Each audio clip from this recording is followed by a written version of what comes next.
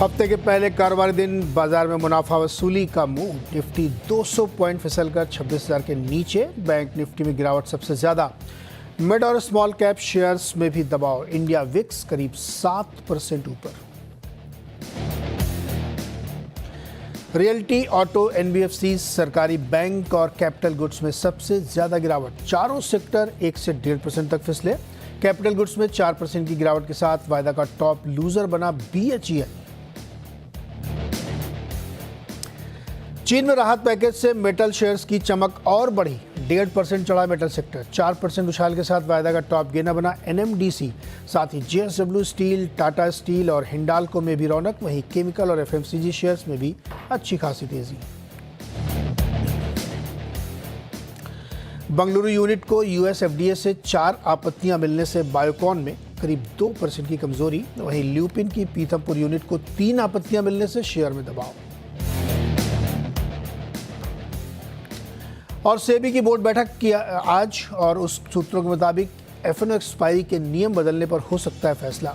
Insider trading नियम का भी बढ़ सकता है दायरा।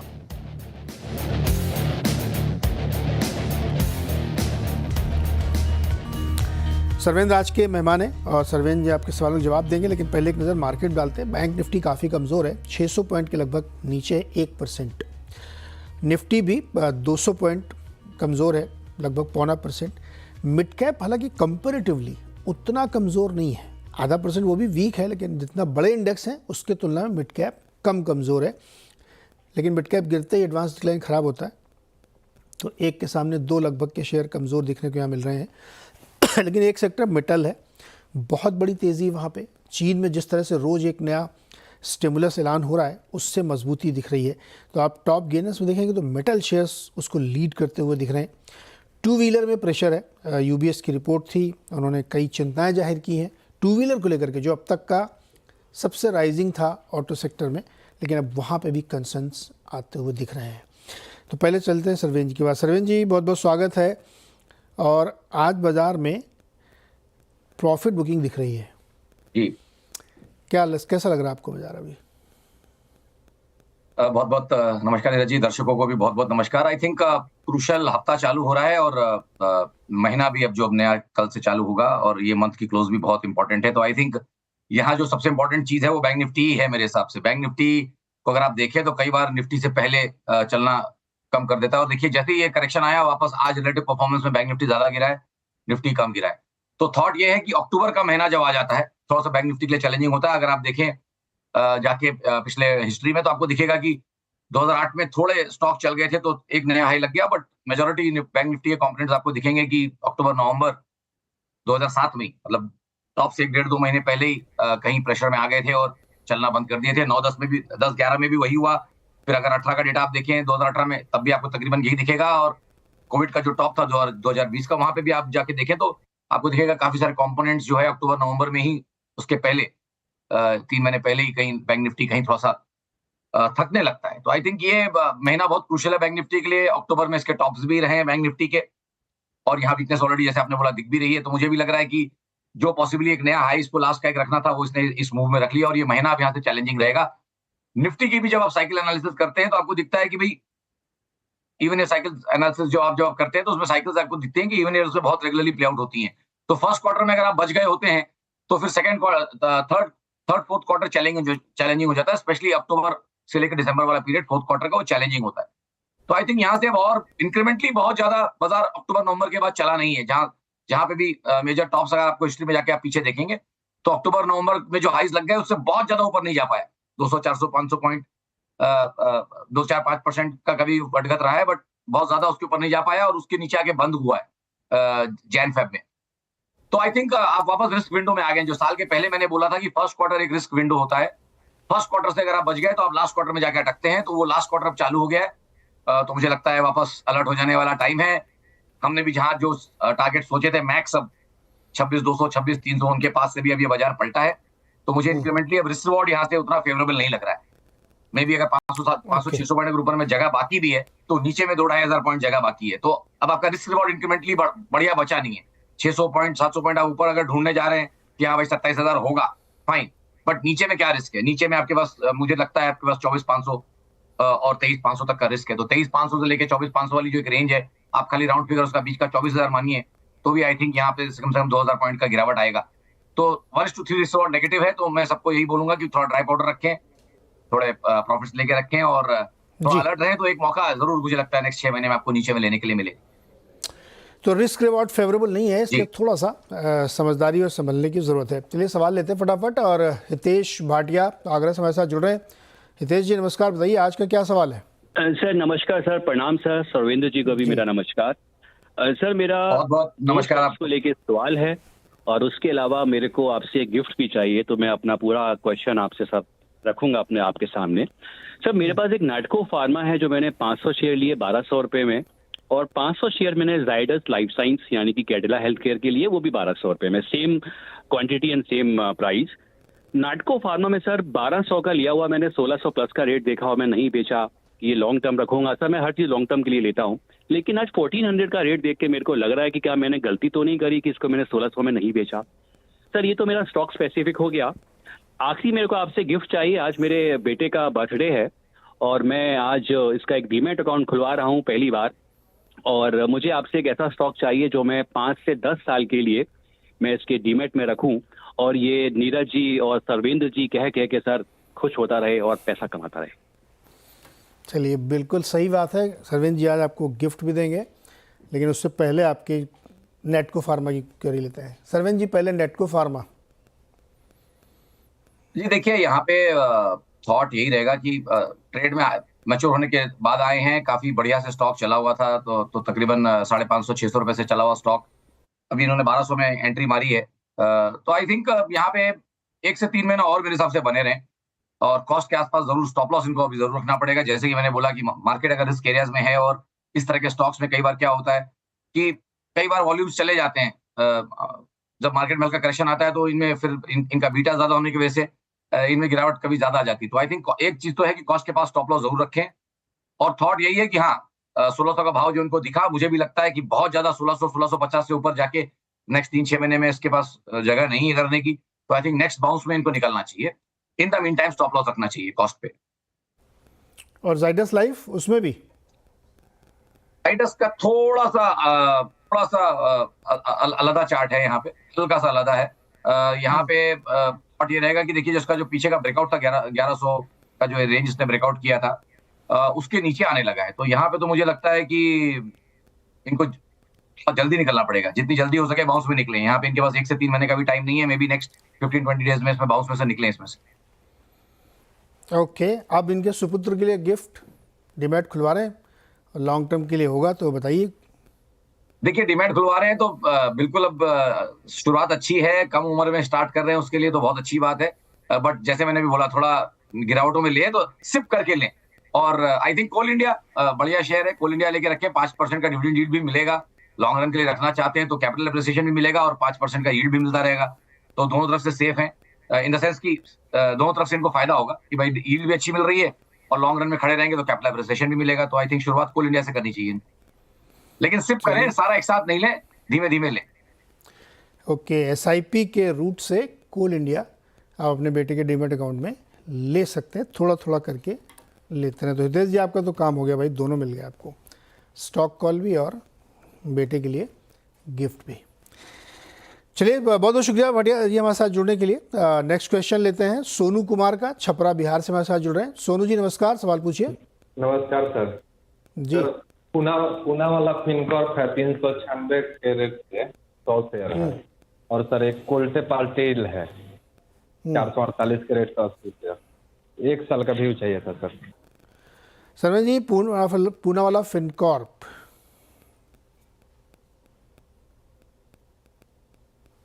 देखिए अब यहाँ पे थॉट ये है कि लॉन्ग डाउन करेक्शन तो इसमें डेफिनेटली बढ़िया आया हुआ है, और 2.5-3 महीने का एक अच्छा करेक्शन यहाँ चल रहा है। आई थिंक उसमें एक बेस तो बना है 340 के आसपास। तो आई थिंक इमीडिएट बेसिस पे एक 500 से 300 एक ऑलमोस्ट अच्छी 40% गिरावट तो यहाँ पे डेफिनेटली आपको देखने मिली थी, और करेक्शन में मुझे पूरा लग रहा है। सो आई थिंक 340 के लेवल पे इनको ध्यान रखना चाहिए, जब तक उसके ऊपर बना हुआ है तो आई थिंक ट्रेड में बने रहे।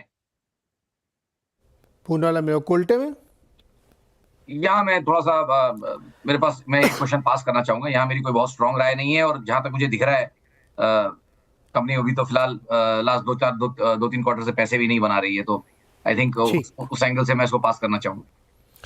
ओके, इस पर कोई राय नहीं है। अगला सवाल है पुष्कर सक्सेना का पटना से। पुष्कर जी नमस्कार सर। नमस्कार महोदय जी सर, मेरे पास बॉश लिमिटेड के 4 शेयर हैं 11,487.95 की दर से। कृपया मुझे इसके बारे में मार्गदर्शन करने की कृपा की जाए। मैं इसे 2 से 3 साल तक होल्ड कर सकता हूँ। धन्यवाद। दादा 3 गुना हो गया पैसा आपका। सर और कितने गुना करना चाहते हैं? मैं सर एक लीगेसी इन्वेस्टर हूँ, मैं और कई सालों तक रख सकता हूँ। तो आप बेचते नहीं है क्या? रखे रहे हैं सर, बेचते नहीं इतना है। जो संपत्ति का जो आप बना रहे हैं, इतनी वेल्थ, उसका करेंगे क्या? सब अपने होने वालों को ट्रांसफर कर देंगे सर। अच्छा, अपने नाती पोतों को? जी सर। ओके, अभी आप सर्विस में रिटायर हो गए? अब तो मैं रिटायर कर गया हूँ सर। अरे वाह, देखिए दादाजी कितनी चिंता करते हैं अपने ग्रैंड सन्स की, ग्रैंड डॉटर्स की। जी महोदय। सरवेन जी देख रहे हैं आप कितने बढ़िया दादाजी हैं, सारे देख रहे होंगे इनके नाती पोते। देखिए 99.9% दादाजी और नाना जी ग्रैंड पेरेंट्स तो अच्छे ही होते हैं। नहीं, ये वाले को ज्यादा अच्छे हैं। शेयर भी खरीद के दे रहे हैं। जी जी, बहुत नहीं क्या मैं आ रहा था उसी पे कि बहुत अच्छी सोच है कि भाई ये लॉन्ग टर्म प्लानिंग कर रहे हैं और सोच रहे हैं कि भाई अपनी नेक्स्ट जनरेशन को देके जाए, बेटों को ना देके जाए और पोतों और नातियों को देके जाए, which is good. I think India की एक बड़ी फैमिली है जहाँ पे ये ट्रेडिशन चलता है। बाप का बिजनेस बेटे को नहीं मिलता है, दादा का मिलता है और वो उस तरह से जाता है, तो it's a good. I think logically भी वो अच्छा है। बेटा अपना खुद का करेगा और पोते के लिए करके जा रहे हैं। देखिए अच्छा शेयर है मेरे हिसाब से। तो अब इतने डीप इन द मनी है तो इनके पास सारा कुछ स्पेक्ट्रम है सोचने का। 3 महीने, 6 महीने, 9 महीने, साल भर से ज्यादा, 2 साल, 5 साल। तो आई थिंक जिस तरह से ये बोल रहे हैं लॉन्ग टर्म इन्वेस्टर है, मुझे तो लगता है फिर इन्हें बने ही रहना चाहिए। क्वालिटी स्टॉक है, कोई इशू तो है नहीं। आई थिंक इनको बने रहना चाहिए। पुष्कर जी, ये जो शेयर है ना आपके पास 4, जी सर, तो इसमें जो है ना, हो सकता है आगे जाते हुए बोनस और स्प्लिट की वजह से कुछ और भी हो जाए। नहीं भी होते तो आप अपनी ग्रैंड डॉटर और ग्रैंड सन के बीच में बराबर बांटिएगा, भेदभाव मत करिएगा। नहीं वो तो हम शुरू से हमारा ऑलरेडी बना हुआ है। हाँ, 2-2 शेयर उनको या जैसा भी करिए, इक्वली डिस्ट्रीब्यूट होना चाहिए। बिल्कुल बिल्कुल, है ना? बिल्कुल। चलिए, बिल्कुल। बहुत बहुत बधाई सर आपको, बढ़िया इन्वेस्टमेंट है आपका, बने रहिए। नमस्ते महोदय। जी नमस्कार सर। चलिए नेक्स्ट क्वेश्चन लेते हैं आशीष मेहरोत्रा का मुरादाबाद से। आशीष जी नमस्कार, सवाल पूछिए सर। सर नमस्कार सर। जी सर सीएनबीसी को फॉलो करता हूँ सर हमेशा। सर गाड़ी में चलते चलते सर सीएनबीसी देखता रहता हूँ सर मैं। बहुत अच्छा भैया गाड़ी ध्यान से चलाया करो, देखते हुए। कैसे, बाइक से चलते हो कार से? स्पीकर नहीं कार से सर, क्या कहते हैं स्पीकर पे रहता है, कोई गाने वाले देखता हूँ। इवन यूट्यूब पे भी फॉलो करता हूँ, जो फास्ट वो वीडियोस होती है सब देखता रहता हूँ। हाँ वो ठीक है, लेकिन ऐसा नहीं कि वीडियो के चक्कर पे गाड़ी ध्यान दे दो, गाड़ी भी ध्यान से चलाओ। बताओ अब सवाल। सर एक्साइज इंडस्ट्री पर सवाल है सर, लॉन्ग टर्म प्रोस्पेक्टिव से। लॉन्ग टर्म के लिए मैंने लिए हैं सर 300 शेयर है, 567 की मेरी एवरेज है 300 शेयर। और दूसरा है सर TTML सर, ये 107 रुपए की बाइंग है सर, 200 शेयर है। ये शॉर्ट टर्म के में और एक्साइड को मैं लॉन्ग टर्म रखना चाहता हूँ सर, 2-3 साल में कहाँ तक जा सकता है। ओके सरवन जी, एक्साइड 560 पे 67 पे लिया इन्होंने, अभी 400 में चल रहा है, लेकिन रखना चाहते हैं लंबे समय के लिए। क्या राय बनती है आपकी? देखिए लंबे समय के लिए रखना चाहते हैं तो आई थिंक बने रहे हैं, बट ट्रेड में आए हैं लेट। ये इनको मैं बता दूं काफी लेट आए हैं ट्रेड में। 100-125 वाली चीज जब 500 हो गई वहां से इन्होंने एंट्री मारी है, तो फिर एक्सपेक्टेशन इनको ऐसी रखनी पड़ेगी कि थोड़ा इसको फिर इनको टाइम देना पड़ेगा। जो चीज पहले से इतनी अच्छी चली हुई है और छोटा मोटा स्टॉक नहीं है, ठीक ठाक मार्केट कैपिटलाइजेशन है, तो आई थिंक यहाँ ट्रेड में बने रहे। फिलहाल तो नुकसान में है, इसलिए मैं इनको यही बोलूंगा कि फिलहाल ट्रेड में बने रहे, बट नया कुछ ना करें, नया ऐड नहीं करें, फिलहाल बने रहे। और 1 से 3 महीने तो एटलीस्ट बने रहे, फिर दोबारा चाहे तो इस बार राय ले लें। बाउंस में कैसा सेटअप बनाएगा उस पर देख के इनको फिर बता देंगे। ये राय बना। TTML पे कोई राय है क्या आपकी? नहीं, TTL में सर मैं पास करना चाहूंगा, कोई राय नहीं है इसमें। ओके, तो उसको पास करते हैं। चलिए अगला सवाल लेते हैं फटाफट, फुरकान सलीम का बिजनौर से। फुरकान जी नमस्कार, सवाल पूछिए। नमस्कार सर।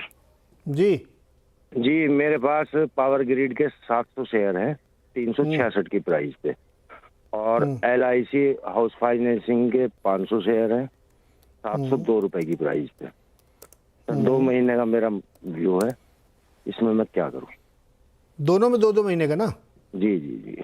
नहीं अगर सरवीन जी पावर ग्रिड 2 महीने के लिए, अगर ऊपर जाने, हाँ नहीं वो तो भी बता रहे हैं 366 पे लिया है, 351 चल रहा है, 2 महीने में कहाँ जाएगा? और LIC हाउसिंग फाइनेंस 702 पे लिया है, 2 महीने में कहाँ जाएगा? देखिए पावर ग्रिड में 2 महीने के एंगल से पूछेंगे तो इनको एक स्टॉप लॉस लगाना पड़ेगा मेरे ख्याल से 340 के नीचे, 339.40 का एक स्टॉप लॉस लगाए पावर ग्रिड में, और 1 से 2 महीना बने रहे। ऊपर में जो बेस्ट केस मुझे लग रहा है वो 365 370 लग रहा है पावर ग्रिड के लिए।